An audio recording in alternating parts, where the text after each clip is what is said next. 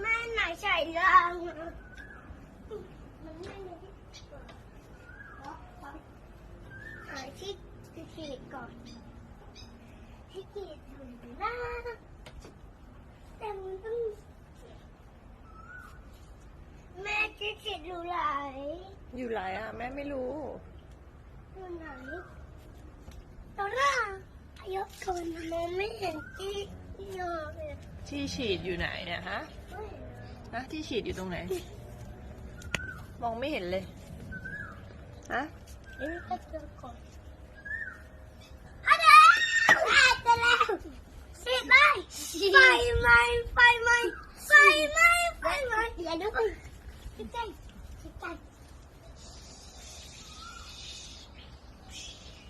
โอเคใช้ร่าง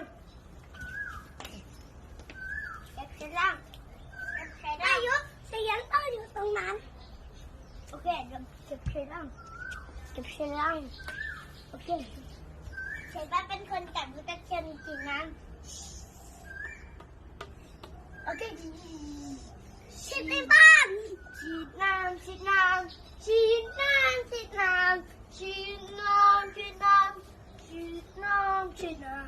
บ้าเป็นบันไดลูกต้องเป็นบันไดด้วยบันไดอยู่ตรงนี้โอเคฉีดน้ำเป็นบันไดพี่ว่าสีแดงอ่ะโอเคเดี๋ยวช่วยกันฉีดน้ำ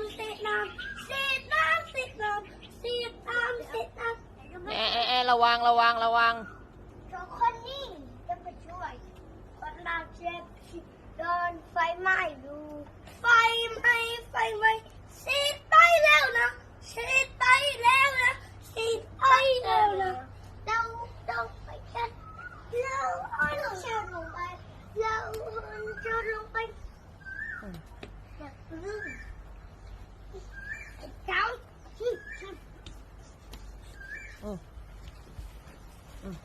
ออกไปนั่นเข้าไปในบ้านแน่อย่าเอาไปเล่นในบ้านเดี๋ยวเหอะฉันคิดน้ำก่อนฉันบุ้มเลยเข้าจีแม่มาบาบุ้มไฟดับแล้วโอเคเดี๋ยวเขาเก็บกันโอเคให้กันหน่อยฉันคิดน้ำโอเคฉันคิดน้ำแล้วนะฉันช่วยดูฉันคิดน้ำแล้วโอเคแล้วก็จับน้ำเลยโอเคไม่ต้องเปิดจริงเดี๋ยวเหอะ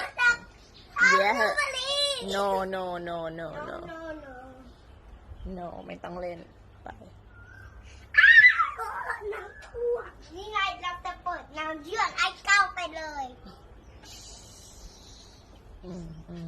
จบไฟไหม้เสร็จแล้วไฟไหม้หรอโอเคเรานอนกันเฮ้ยท่านเราบอกแล้วครับได้เลยโอเคเราฉันลุกชิบทำไงใช่ได้ใช่ครับใช่นะก่อนโอเคเราไปกันกินนะแต่บ้านนี้แล้วไปเช็ดต้นทางนี้ฉันต้องมึงดีทางนั้นชิดน้ำอยากพูดทำไมอ่ะไม่ปล่อยไม่ไ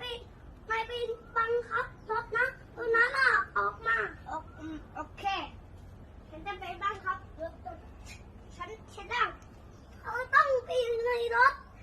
ฉันจะไปอยู่ในรถนะโอเคนั่นโอ้ยทำไมรถมันไกลจังเลย นี่ไงมีรถไงเพราะรถมันไกลได้บ้านบังคับชิดน้ำเลย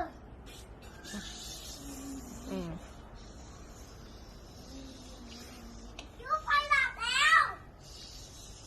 ชิดตรงนี้มั่ง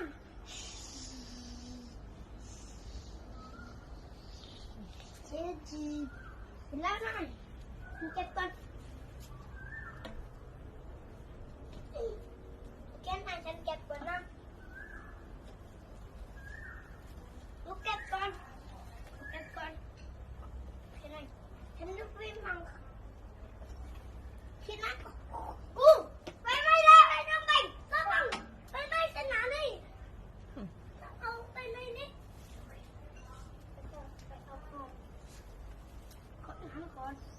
ไปกินข้าวยังครับฮะ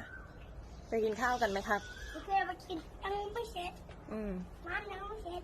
เดี๋ยวไปตกน้ำกัน ไปตกน้ำกันฮะ